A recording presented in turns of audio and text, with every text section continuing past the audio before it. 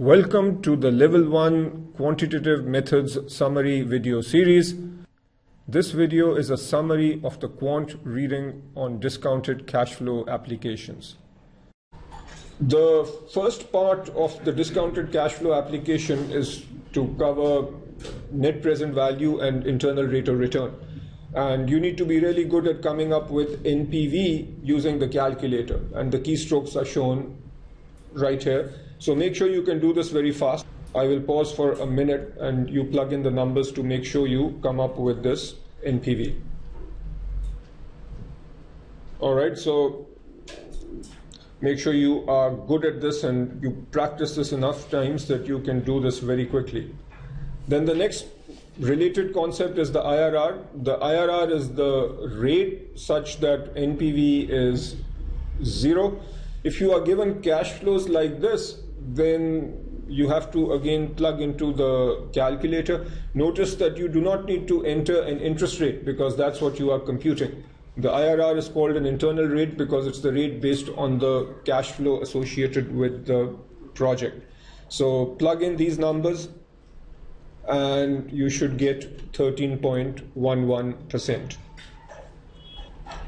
All right, money weighted rate of return. The most important point to remember here is that money weighted rate of return is essentially the IRR of an investment.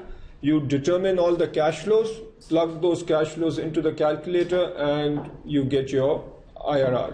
But the cash flows need to be at equal periods, right? Let's say, just for simplicity, that cash flow is happening every year, as is the case over here. There is a certain cash flow at time 0, then there is a cash flow at time 1, and then there is a cash flow at time 2, which is end of year 2. To compute the IRR, you plug in the numbers and you get an IRR of this. Now, what if there is a cash flow at the end of 3 months, then there is a cash flow at the end of 9 months, and there's a cash flow at the end of 12 months? Then what do you do? Then what you do is, then you define each period as a quarter. Let's say that the cash flow here is 10, the cash flow here is 15, and the cash flow, actually let's say minus 10, money being spent, and over here the cash flow, let's say, is 30. So what will you plug in? You'll plug cash flow 1 is minus 10, cash flow 2 is 0. The classic mistake would be to put in minus 15, but every period has to be equally spaced. So cash flow 2 would be 0, cash flow 3 would be minus 15, cash flow 4 would be 30.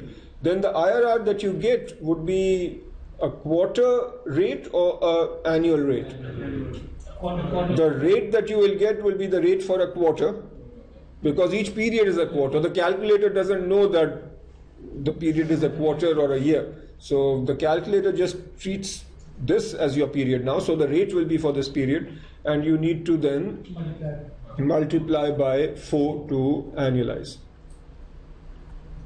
All right, time weighted rate of return, and people have issues with this. Several of you sent me questions related to time weighted rate of return. So I will explain the concept, and then I'll also explain the sorts of issues that some of you have had. The time weighted rate of return measures the compound growth rate of $1 invested initially, and then you basically look at the rate at which that $1 is growing. Now, this is an example from a regular lecture where we've made a simplification that cash flows are only happening, or our investment period is 2 years, and cash flows are happening either at the start or end of every year. Okay, now the time weighted rate of return or the money weighted rate of return is always expressed in an annualized number. All right, so in this case, we come up with an annualized return for period 1 based on the fact that you invest 22, and at the end of the year, the 22 becomes 22.50 share price plus a dividend of 50 cents. So your $20 became 22.5 plus 0 1.5. If you invest 20 and at the end of the year the stock is worth 22.50 plus there is a dividend, 23 divided by 20. What you should actually have is $1 becomes 1.15. And then what's the rate for the second year? What's the return over the second year? In the first year you had $1 become 1.15. In the second year you buy a stock for 22.50. At the end of the year that stock is worth 23.50 plus you get a dividend of 50 cents. So you essentially in the second year have 24.00 and your investment was 22.50. So when you do that division, 24 divided by 22.50, you get 1.067. The time-weighted return then is the geometric mean or the geometric average of these two numbers. Now, here is the issue that some people had. There are some practice problems in past mock exams or practice problems on your CFA Institute website where you are given the returns for 4 quarters in a year. If you make an investment at the start of a quarter and then at the end of the quarter, and let's say that your return for the first quarter was 5%, then second quarter return was 2%, third quarter let's say return was minus 3%, and in the fourth quarter the return was say 8%. Then what do you do? Question? No, I was saying that but I think you're recording all that. All right, so what you are doing here is, since this is every quarter, what is the return for the full year? Then the return would be the product, 1.05 into 1.02 into what? What does the minus 3? 0.97. Into 0.97 into 1.08. And then the return would actually be this product minus 1. So the question is, when do we do the geometric mean and when do we not? We do a geometric mean if you have the returns for years, and then you want to say, okay, on a 1-year basis, what is the return? When do you not do the geometric mean? When you have the returns for different quarters or different months, and then you just chain them together or multiply them together to get the return for the full year. All right, so those who ask the question, does that make sense? Is it possible that we might need to do both? Let's say that you have a 3-year investment horizon where you have returns for every quarter. Then what do? You use this chain-based system to come up with the return for every year, and then you use the geometric mean for the returns for each year. All right, so those of you who have not done the practice questions on the CFA Institute website yet will come across this sort of a problem. This page summarizes the differences between money-weighted rate of return and time-weighted rate of return.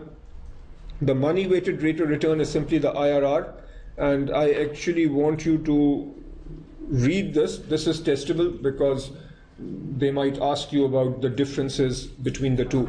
I have highlighted these 2 points. The money-weighted rate of return is an appropriate measure if the portfolio manager has control over the timing and amount of investment. This happens a lot in private equity, whereas the time-weighted rate of return is appropriate when the manager does not have control over the timing of investments. Here is another item that people have issues with. All the different yield measures, and let's use this as an opportunity to try and remember the yield measures. The bank discount yield, remember the name has discount in it. So the bank discount yield is the discount, which essentially is the difference between the face value and the price.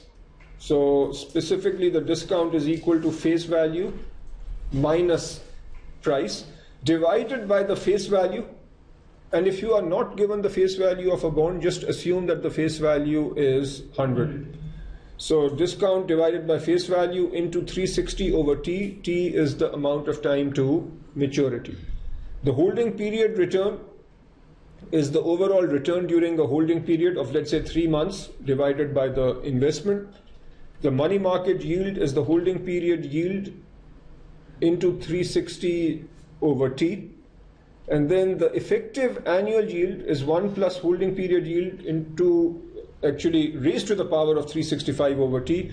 This is the most precise measure. And then some people have issues with the bond equivalent yield. So just remember the statement that the bond equivalent yield for a semi-annual bond is 2 times the semi-annual yield. So you take each period as a 6-month period here, find the effective yield for that 6-month period, and then double. One category of questions involves you being given, let's say, a money market yield, and then you are asked to calculate the bond discount yield. Something I've noticed in the curriculum and in some study notes is that they give you a complicated formula which connects these. But if you really like memorizing complicated formulas, then learn them. But I think it's much better to just use these formulas. If you are given the money market yield, let's say the money market yield is 5%, and you are given that it's, let's say, a 180-day instrument, then can you calculate the holding period yield? You can. If you know the holding period yield, then you can actually calculate the, let's say that you need to come up with the bank discount yield. So if you know the holding period yield, then, and you know the par value, you can come up with the price of the bond, assuming that it's a 0 coupon bond. The holding period yield is known, par value is known. You can use basic mathematics to come up with the price of the bond. Then you know the discount. If you know the discount, then you can come up with the bank discount yield. And somebody asked this question, so in the next segment, I'm actually going to show you how to do this. But my advice is don't memorize formulas more complicated than this. Just understand how to solve problems using these formulas.